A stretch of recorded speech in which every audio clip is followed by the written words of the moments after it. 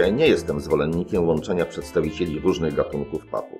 Najlepszym rozwiązaniem jest zawsze połączenie naszego pupila z osobnikiem tego samego gatunku. Statystycznie szansa na udany związek jest wtedy największa. Po pierwsze dlatego, że papugi tego samego gatunku po prostu lepiej się dogadują.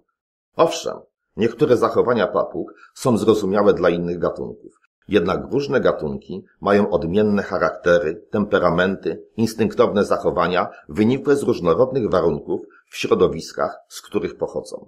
Miewają też swój przynależny danemu gatunkowi język ciała. Na przykład podekscytowana ara rumieni się na pozbawionych upierzenia policzkach, a pobudzona amazonka rozkłada ogon i wachluje nim.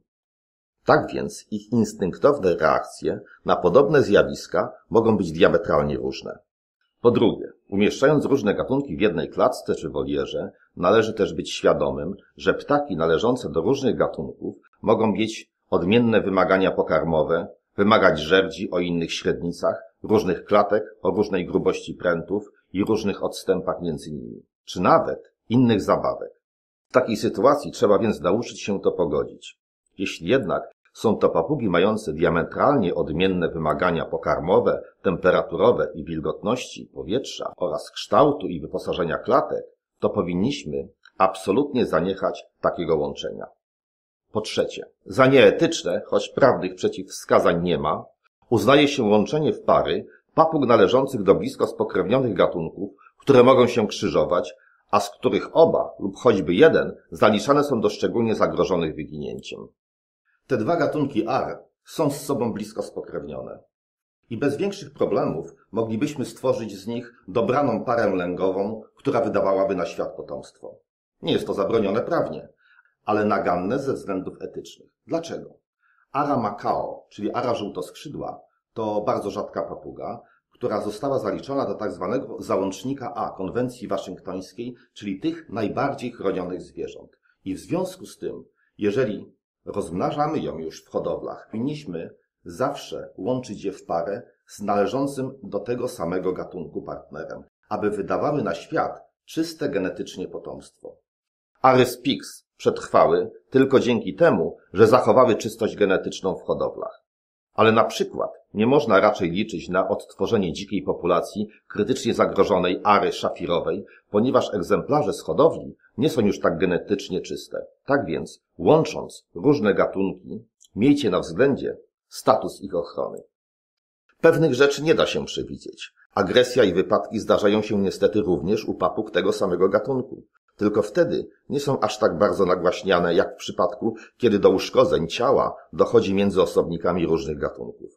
Jednak trzeba mieć to na uwadze, że osobniki odmiennych gatunków zawsze będą dogadywać się gorzej. Ale wiem, że są osoby, które nie bacząc na ostrzeżenia i tak będą trzymać papugi należące czasem do bardzo odległych systematycznie gatunków. Są też osoby, których nie stać na dokupienie papuziego partnera tego samego gatunku lub tacy, do których trafiają papugi różnych gatunków z adopcji. Albo i tacy, którzy wybór różnych gatunków, podobnie jak wybór osobników tej samej płci, traktują jako metodę zapobiegania rozmnażaniu. W tym przypadku trzeba jednak zadbać o to, żeby należały one do gatunków, które nie mogą się krzyżować. Przy doborze gatunków trzeba jednak koniecznie wykluczyć ryzyko wynikające ze zbyt dużej różnicy wielkości i temperamentu, a mogą one objawiać się dopiero wtedy, kiedy papugi zaczną dojrzewać. Szczególnie istotne jest, aby przedstawiciele gatunków uznawanych za dość agresywne nie górowali fizycznie nad swoimi towarzyszami. W sytuacji odwrotnej, gdy ptak należący do gatunku o łagodnym temperamencie jest silniejszy fizycznie od mniejszego awanturnika, może zostać stworzony całkiem harmonijny związek, jak możecie to Państwo tutaj zobaczyć. Ary znane są z łagodnego usposobienia i zrównoważonej psychiki. I nawet, jeśli jak w tym przypadku dominują fizycznie nad mniejszą, ale na ogół zdecydowanie bardziej agresywną wobec innych papug aleksandrettą, to ich wzajemne relacje mogą być całkiem dobre. Tutaj, w sklepie z papugami, mamy do czynienia z parą, w której ogromna różnica wielkości absolutnie nie przeszkadzała w serdecznej przyjaźni. Ale te papugi wspólnie wychowały się od pisklęcia. Tak więc, jak widać, duże znaczenie ma etap życia, na którym papugi zostaną połączone. Jednak gdy dorosną, ich relacja może już nie być tak bezpieczna, zwłaszcza dla barwinki. Dlatego sugeruję, aby dobierać ptaki, których różnica wielkości nie jest aż tak duża. A już tworzeniu takich par jak ta jestem absolutnie przeciwny. Papuga dominująca fizycznie może nawet przypadkowo wyrządzić mniejszej bardzo poważną krzywdę. Tutaj widzicie Państwo zgodnie żyjące papugi kilku bardzo różniących się temperamentem gatunków. Wiem, że papugi te mają do dyspozycji cały pokój, a w klatkach przebywają jedynie sporadycznie. Większa przestrzeń zawsze łagodzi potencjalne konflikty. Ale mimo tej przestrzeni taka koegzystencja jest możliwa, jeśli połączymy tylko bardzo młode osobniki. Z czasem, kiedy u tych większych i silniejszych papug pojawią się okresy hormonalne, taki sposób ich przetrzymywania będzie już bardzo ryzykowny. Zrozumienie i wyjaśnienie zachowań naszych pierzastych przyjaciół ułatwiają wnioski wynikłe z ich obserwacji w środowisku naturalnym. Z punktu widzenia łączenia różnych gatunków istotne znaczenie ma, czy dany gatunek pochodzi ze stad jedno- czy wielogatunkowych. Najbardziej popularne stada wielogatunkowe tworzą ary, amazonki, konury w Ameryce Południowej i kakadu w Australii, a jednogatunkowe, np. papuszki faliste w Australii i większość gatunków afrykańskich. Przeniknięcie do takiego jednogatunkowego stada osobnika innego gatunku wywołuje opór i agresję stada. Dlatego połączenie papug ze stada jednogatunkowego z przedstawicielem innego gatunku jest o wiele trudniejsze.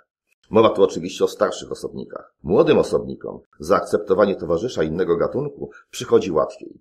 Jeśli więc połączenie naszej papugi z osobnikiem innego gatunku planujemy dopiero w przyszłości, powinniśmy wybierać ptaki, które pochodzą właśnie ze stad wielogatunkowych. To pochodzenie ma też wpływ na wiele innych aspektów ich życia z nimi. Dlatego gorąco zapraszam do obejrzenia filmu Nie wrzucajcie wszystkich papug do jednego worka. Jednak pamiętajcie, że przedstawione w tym filmie wnioski z badań to sytuacje modelowe i wiele gatunków wymyka się spod tego sztywnego podziału na typy stad, a już na pewno ptaki hodowlane. Dlatego przy łączeniu papug z różnych typów stad może się zdarzyć, że wcale nie natrafimy na żadne problemy. Ale duże znaczenie ma również sposób wychowywania młodych w stadach i takim bardzo specyficznym gatunkiem jest żako. U żako samodzielne już młode, chociaż są członkami dużego stada, to przez pierwsze 3-4 lata życia pozostają w grupach rodzinnych składających się z kilku osobników i dopiero kiedy zaczynają dojrzewać, porzucają tę grupę i zaczynają szukać partnera poza nią.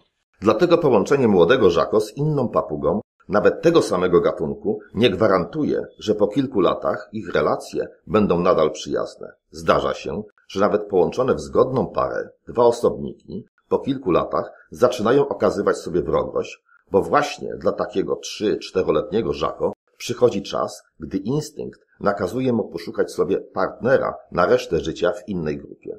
Dlatego właśnie w przypadku żako paradoksalnie większą szansę stworzenia zgodnej pary na całe życie ma połączenie starszych osobników. Wiele osób wyobraża sobie, że papugi określonego gatunku posiadają jednakowe, stałe cechy. Dlatego często spotykam się z zapytaniami typu: czy amazonkę niebieskoczelną można połączyć z barwinką? Czy świergotkę można połączyć z nimfą lub nimfę z falistą? Nie ma prostej odpowiedzi bez posiadania informacji o obu papugach. Uczciwie można odpowiedzieć jedynie na pytanie, czy możliwe jest połączenie tej konkretnej amazonki z tą konkretną barwinką lub tej konkretnej nimfy z tą konkretną falistą. Dlatego nie zadawajcie mi Państwo takich pytań, bo nie znając cech osobniczych tych konkretnych papug, jak ich wiek, płeć, sposób wychowania, stopień związania z opiekunem czy temperament, wszelkie opinie będą równie trafne jak prognozowanie pogody za 3 miesiące. Dlatego przy doborze konkretnych osobników zapraszam do pierwszej części filmu o łączeniu papug. Ja nie żałuję, że mam 3 gatunki różne, bo bardzo dobrze się dogadują i wszystkie są ręcznie karmione. Ta niby żadnych papug nie trawiła, a jakoś się dogaduje i z kakadu, i z rudosterką, a z rudosterką to wręcz za sobą szaleją. Jeśli chodzi o chowanie różnych gatunków papug, to nie polecam z perspektywy czasu, ponieważ dogadują się, ale niekoniecznie zawsze. Były mniejsze, to bardziej siebie akceptowały. Teraz jednak ta rywalizacja jest Amerykańscy weterynarze jako istotny podnoszą problem tak zwanego pylenia. Otóż gruczoły pudrowe pewnych gatunków papug, jak na przykład żako czy kakadu, produkują większe ilości rogowego naskórka, czyli tak zwanego pudru. Ich zdaniem może on negatywnie wpływać na zdrowie przedstawicieli mniej pylących gatunków. Jest to czynnik, który należy brać pod uwagę w przypadku papug przetrzymywanych w mniejszych klatkach w niewielkich, słabo wentylowanych pomieszczeniach. W wolierach zewnętrznych i właściwie wietrzonych pomieszczeniach nie ma to już tak istotnego znaczenia.